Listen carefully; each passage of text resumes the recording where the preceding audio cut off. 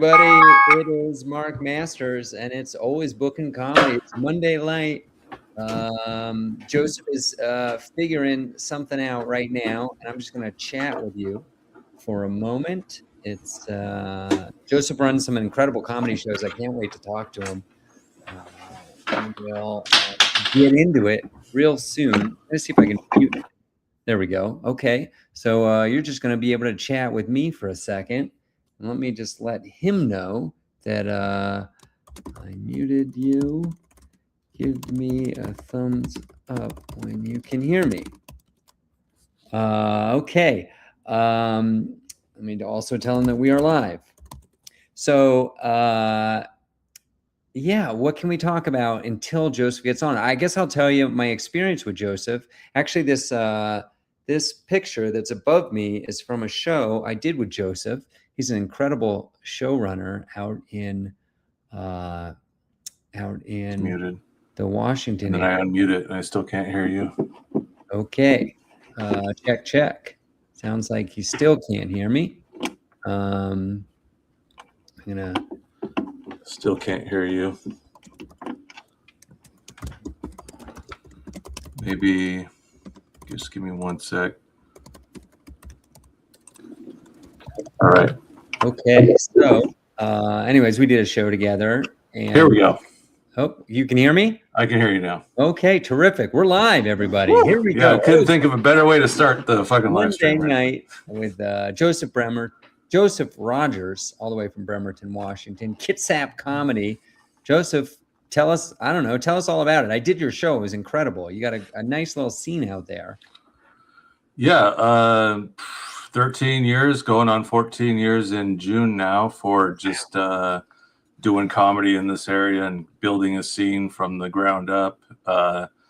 Starting mics, getting people that wanted to come out and try stand-up comedy, and some never came back and some kept coming back.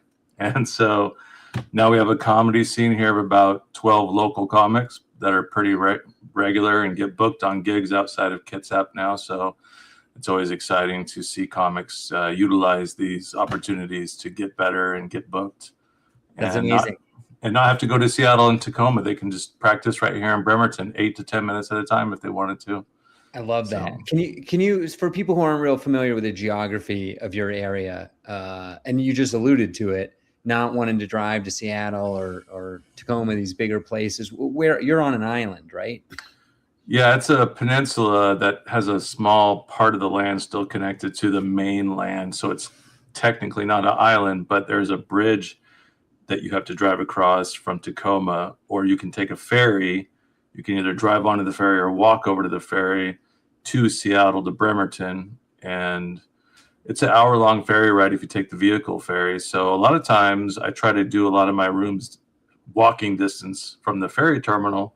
So that way comics from Seattle can just walk onto the ferry and walk over to the venue, and it'd be super ideal to travel that way.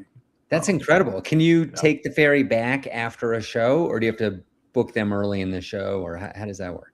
So a few years ago, I changed my start times from 8 and 9 p.m. to 7 p.m. on most all my shows. Okay. That was one of the reasons, was to get them back on the 9 p.m. ferry going back to Seattle, because the next one wouldn't be till like 10:30 or something like that. So it was a pretty significant time frame on when they would be able to get home. So I also noticed that with the 7 p.m. start time, comedy seemed to flow better through the summer and also not conflict with other events that were going on Friday and Saturday nights. So a lot of times people would just go to the 7 p.m. comedy. It would get wrapped up around 8:15, 8:30, and then they can go do their 9 o'clock, 10 o'clock plans, whatever they are, go to a bar, or go to a show, check out some bands, whatever it might be. So 7 p.m. I found is the time slot for comedy in this area. Pro tip for everybody out there: make your comedy shows start at 7 p.m. Do your venues have windows? I often find that in the summer I do the opposite. I move the show times later so that it's at least dark outside when they start. It's incredibly awkward to do comedy when the sun's out. I agree. But one of the rooms is my every Friday room, which is Dog Days Brewing. And it's a brewery with a garage door that opens up, and you can just lay chairs out on the sidewalk. So you have a mix of people in the brewery sitting down watching the comedy, and a mix of people standing outside or sitting outside on the sidewalk and watching the comedy from outside. So it's a nice vibe that really helps with the sun being on them and keeping them warm. But yeah, normally when the daylight savings comes in the fall and we get dark at 5:30, I mean, at 7 p.m. it's already dark, which is completely ideal. Yeah. But at the brewery, it's different than a bar that doesn't have windows. You're right. So I tend to do more brewery shows in the summertime for sure. Okay, cool. How much does the ferry cost from Seattle? It's a round rate trip, so you just pay like $12 to go there and back. And how long does it take? That's an hour for the vehicle ferry and 35 minutes for just the passenger ferry. Huh, that's wild. And so the longer time is just because it takes a while to load all the cars? It's a bigger boat. It's a way bigger boat. Maybe it goes slower because it's heavier or something. Yeah, and it used to take 45 minutes, but then people that had a lot of money that had nice houses on the beach where the ferry was going, apparently the speed at which I was going was too fast and ruining these beaches on this property of these rich people. So of course they changed it and made everybody get there slower, so the rich people were happy about their beach not getting slammed by waves from the ferry. That's hilarious. That's pretty neat. I don't think I've done hundreds of these episodes. I don't recall ever hearing about ferry as a transport mechanism to get to a comedy show. That's pretty neat. That's cool. Yeah, and I've actually tried doing comedy shows on the ferry, but every time they tell me no, because there is a lobby on these ferries where you can go get a beer and some food and sit down.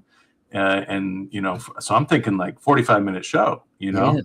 and then the ferry drops off all those people and then new people get on and you go back. So round trip, you could potentially do 2 45-minute shows on the ferry for people that may not know that this is a thing, and just for extra exposure for local comedy in our area. And every time they say no. So that's too bad. I did see, I did some whale watching once out on the East Coast, and there was like a little tabletopper thing somewhere that said they had like a nighttime dinner and drinks comedy thing on the whale watching boat. It wasn't whale watching. They were just repurposing the boat for this dinner. It was like a sunset cruise kind of thing with comedy, which I thought was fascinating. So that's you're barking up the right tree, or right boat, as it were. Yeah, I mean, comedy on a ferry would be perfect. So yeah, that's amazing. So, and that's pretty cool that you have access to all of the Seattle comedy scene for talent, whether they have a car or not, and your local folks. So how do you mix that up? Are the Seattle people, are they doing longer spots, or what's the dynamic between the local Kitsap scene and, am I saying that right? Is it Kitsap or is it Bremerton? The brand is Comedy in Kitsap, because we do shows all over Kitsap. But the formula that we've kind of come to is when we do a show or a showcase, we have local comics open the show, and then we have the headliner from Seattle or Tacoma close the show. Okay. So sometimes the headliner will bring their own feature out, but for the most part, we have 3 or 4 locals that'll open the show, and then the headliner will just close it out, and there's your show right there. So it's super convenient that we're able to open with local talent and kind of unless they carpool, and limit the amount of comics that come out. It doesn't make any sense for 2 or 3 people to drive out from different locations on one night, Yeah. So it's just super convenient in that regard. Do you got any tricks for getting people to come to these shows? Has it gotten easier over the years? Yeah, years is the right word there. You really got to stay patient. A lot of people that I think jump into producing comedy shows have no idea what marketing and promoting these shows entails, and the amount of work and effort, and just, I think that's the one thing that really prevents people from doing shows, is the promoting and marketing aspect of it. But for me, I think I just learned as I went. obviously started with hard flyers everywhere, just talked about it with all my friends. And then kind of took that and built it into some paid ads. I like to put money into comedy events, even if people don't show up as a result. I like to at least get eyes on this is a thing in this area. And I feel like comedy for me lately has been where I guess an analogy would be where you get like a snowball on a hill. It starts out real small and you try to roll it down. You try to roll it down so it grows on its own, but it takes like a few times to get that roll going. And right now I'm just in the midst of the ball rolling, right? And now I'm just kind of like trying to keep up with it, you know? So I think it's important when you start promoting your shows for the long run to just look at it that way, like you're building up to something. And that something is that when you become established, that the momentum you gain from marketing and promoting, you just feed on and keep it going and going and going and never stop. And that's the consistency part of it that I think a lot of people struggle with. So I would say just stick with it, never stop promoting. And people have joked that I'm the kind of guy that will market it and promote a comedy show at a funeral, you know, because I mean, and that's the kind of mindset you have to have, you know. Yeah. Talk to me about finding venues and venues in general. Have you had any venues for more than 10 years, or is the shelf life pretty quick? And are you constantly looking for new venues, or you got your venues and you stick with them, or what's that been like? Yeah, so Dog Days is our longest running venue, and that's almost 10 years now, I think. And Remedy has been a solid venue. They opened up, you were at Remedy. Yeah. They opened up right after COVID. So I've been there for about 4 or 5 years now, every Wednesday, open mic, and then some shows on Sundays. I've worked at probably 25 different venues in the last 5 years. I think we have 6 to 8 usually on rotation that I go through. I will say I'm incredibly lucky to live in the Peninsula County that I live in because it was pretty much like open game. Wherever you can think of that has a business, I'm constantly scouting for new rooms, new locations that fit comedy. You know, that some places don't fit comedy. So I'll just go check it out and then leave. And I'm always looking for those types of rooms that kind of fit comedy, that have a good layout, have a stage, just have, you know, good patrons, a nice following and stuff like that. And basically I'll just take whoever wants me, really. Yeah. And just keep it going that way. So cool. We got a follow-up question from North Carolina here. Congrats. What's the formula to keeping a relationship with a venue that long? So he's talking about that Dog Days Brewing.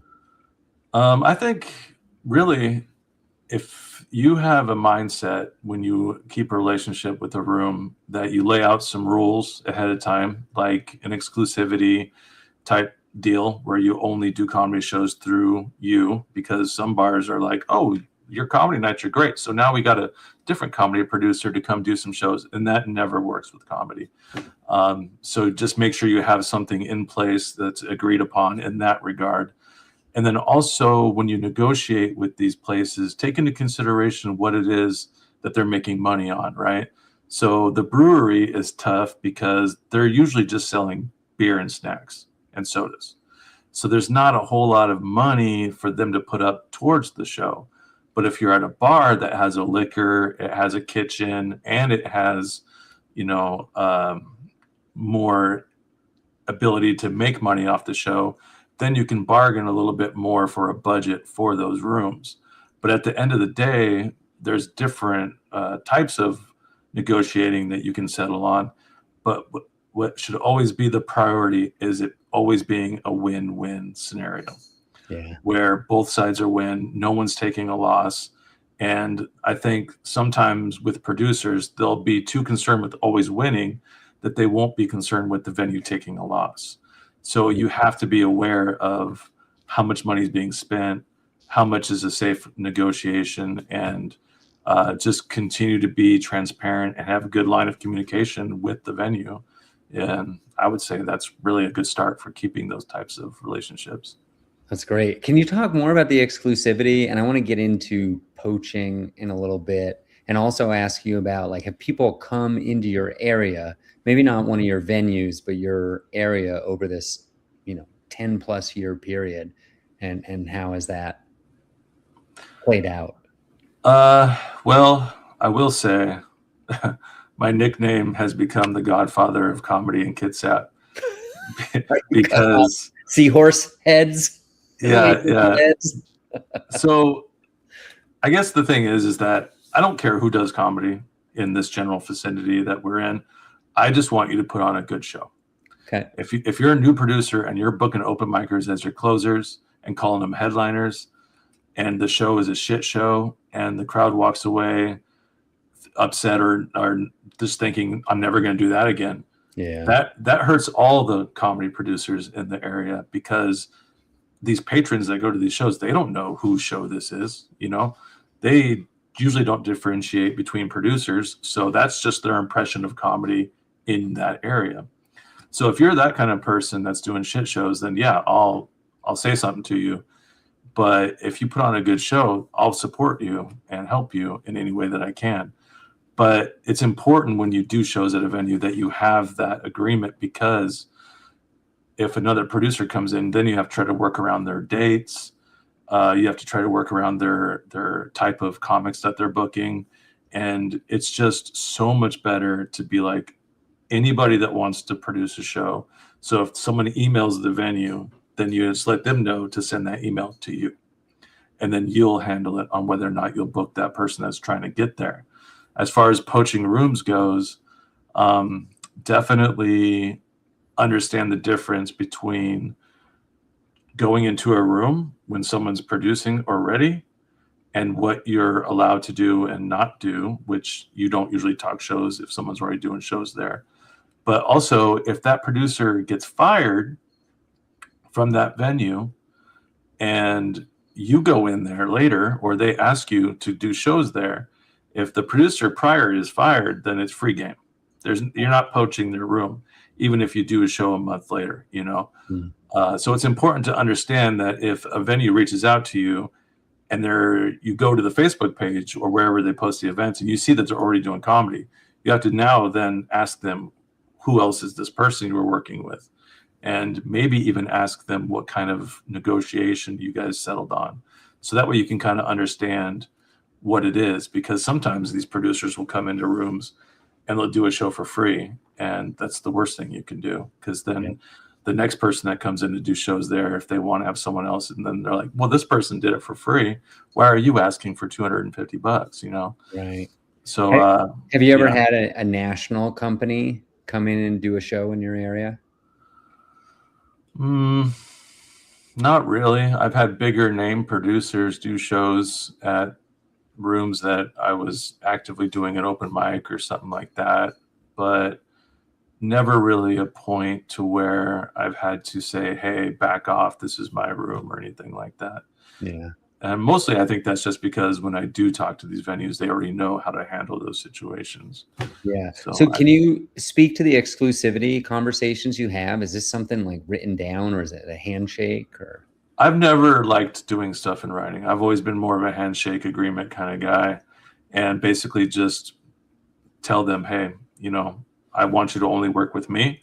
If we have any issues or you have any concerns, or if someone else hits you up, please let me know. Just communicate that to me.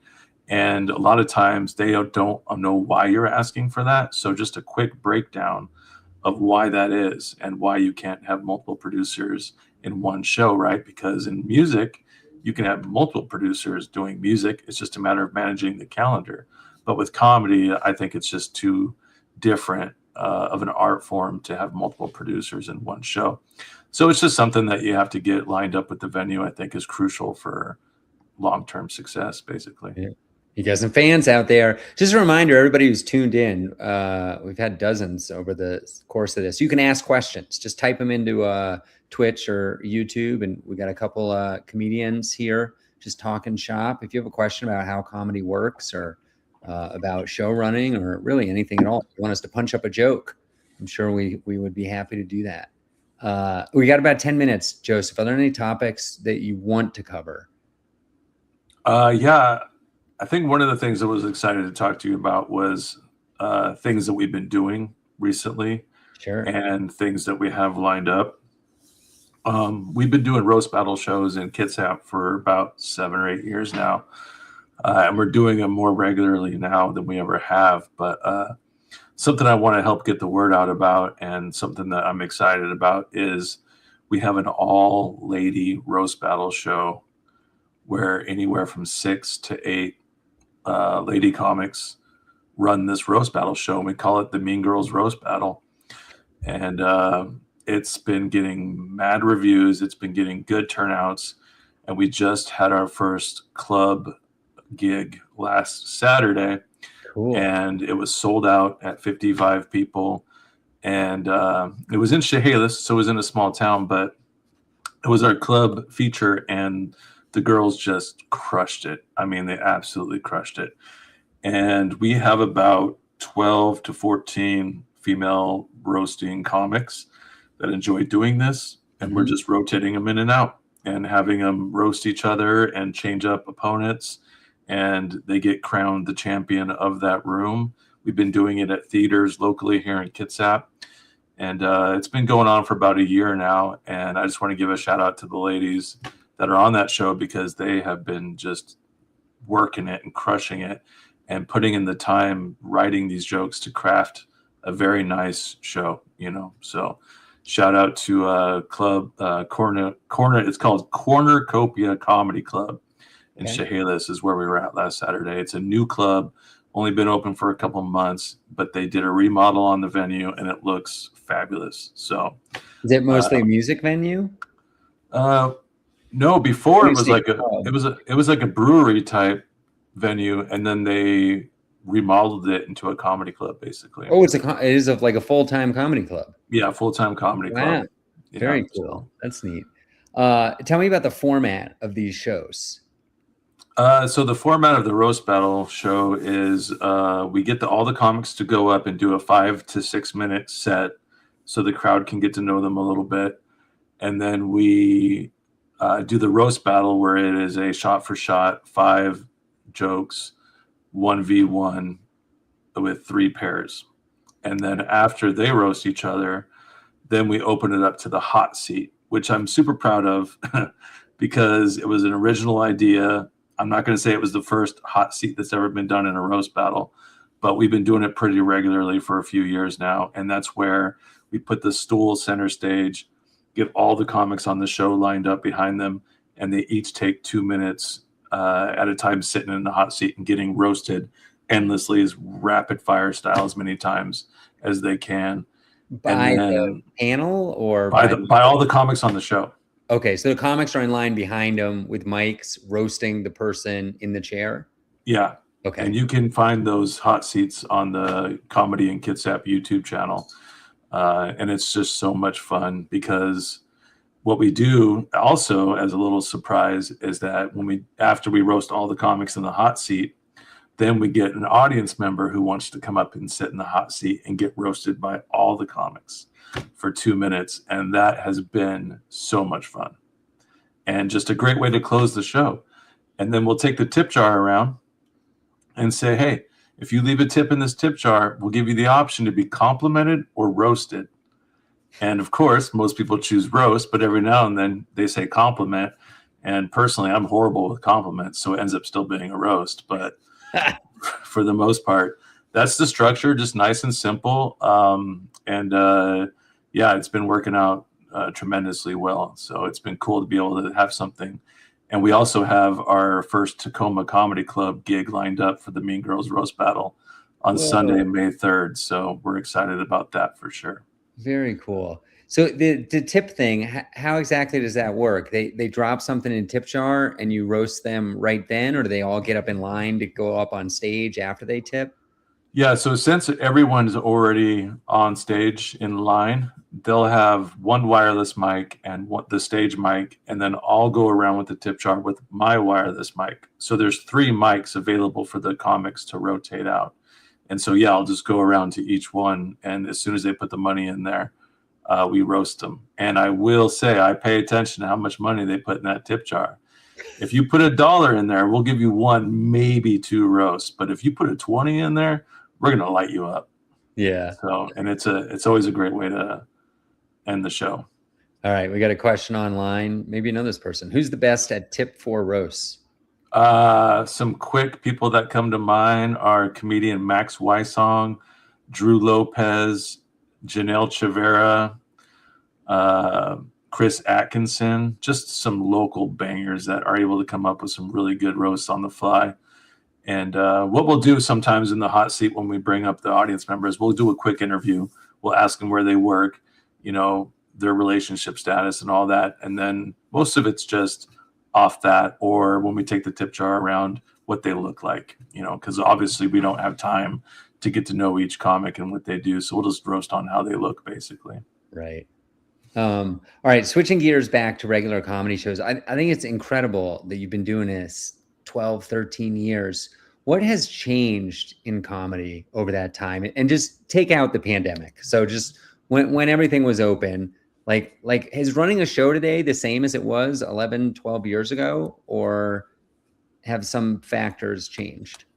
Well, it was nice when I started doing comedy because there really wasn't a whole lot of shows. Maybe a monthly show somewhere at a bar for a fundraiser, but for the most part, there wasn't a whole lot. So I had all reign to just go to any bar to try to do shows. When I started booking shows, I did it as a way to also get stage time for myself because I got a family of 3 kids. I can't keep traveling to Seattle and Tacoma for 3 minutes or 4 minutes of time. So part of producing shows was also to give myself the opportunity to work on my craft. And it was a little easier, I think, to book shows in the past 10, 11 years ago because people were a little bit more excited about it. But I think it's become so popular now. And part of the reason why is because even I think to take COVID out of consideration would be interesting, just because after COVID, when everything started to reopen in 2021, I quit my job. It was a dream job, selling weed at a dispensary. I never thought I would do this, but when I saw that they were opening the economy and there was no form of entertainment going on because all the bands had either broke up or someone in the band died, there was no trivia, there was no sip and paint, there was no form of entertainment. So I noticed immediately that to put together a comedy show is going to be easy because comics have been sitting on the bench for a year and a half, eager, chomping at the bit to do comedy again. So I booked as many shows as I possibly could after COVID, and we packed every location for 2 years after COVID. So to me, I consider the post-COVID time of 2022 to 2024 the golden era of my comedy life because it was so easy to book shows and get turnout. I didn't have to pay for any ads. There was no form of entertainment, and people were hungry and excited to go out again. And so I kind of just built off of that. We did 169 comedy events in 2023, and we did 170 comedy events in 2024. So, and only 4 or 5 of those were duds. So that just goes to show like how things were back then. I'm noticing that last year I did far less shows. This year is picking up, but I feel like now the bands are back. Now the trivia nights are back. The comedy events are way more competitive to try to pull off. So I think right now is a good time for comedy, but it's also a very difficult time if you're not already an established comedy producer because you're going to be working uphill big time if you start comedy right now. Yeah. All right, we got to start winding this down. I do want to talk a little bit about you and your comedy. Maybe frame this as like, what are some of your upcoming goals? What's something you're really proud of? You've been doing comedy a long time. Yeah, so part of the thing is that I try not to think about this too much, but I wonder where I would be as a stand-up comedian if I wasn't producing shows, like if I was just focusing on my stand-up, right? But I think I'm finally at that point where I've developed a 15 to 20 minute clean set. And for me, that's a pretty big deal because I'm a naturally raw, dirty comic for bars and stuff like that. But I just recently did a show for Louis Fox where he had me feature for him at Tacoma Comedy Club. And I knew I had to be clean, but what I did not know was that there was going to be 30 kids there. So half the audience was kids from 8 to 14 years old. And I kind of froze up and I still managed to get the time in. I talked a lot slower than I normally do, but I pulled it off. I did a clean set. So for me to actually start building a clean set and a dirty set, because I have an hour dirty, I'm trying to crunch down to 45 tight. And I've been working on that for a few years now. But to get a 20-minute clean set for me, I think would just open up so many more avenues and opportunities in comedy to potentially take me to a different area. You know what I mean? So yeah, that's kind of where I'm at in comedy right now. Nice. All right. Any closing thoughts? Anything? What's a goal for 2027? I think a goal for 2027 is just to keep up the good quality shows, try to get more theater and club gigs, and basically start working on a Pacific Northwest comedy tour where I can regularly, every year, go through the same venues, go through the same areas of town, and just book Mean Girls roast battles, regular roast battles, comedy shows, any kind of comedy content, uploading more reels consistently, building my online following for myself and the Comedy and Kitsap page, and potentially just trying to network with enough clubs and theaters that we can make comedy a full-time thing for me and 12 of my best friends, basically. It's amazing. What you built is really incredible, Joseph. Thanks for taking time to talk to us. Stick around for a second. Everybody, check out Comedy and Kitsap next time you're in the Seattle or Tacoma area. And don't stay in those big places. Go over to the peninsula. It's cute. It's adorable. I've been there. It's great. And follow Joseph. Awareness is all. We got to thank you coming in from North Carolina. We'll see everybody next week. Stick around for a second, Joseph.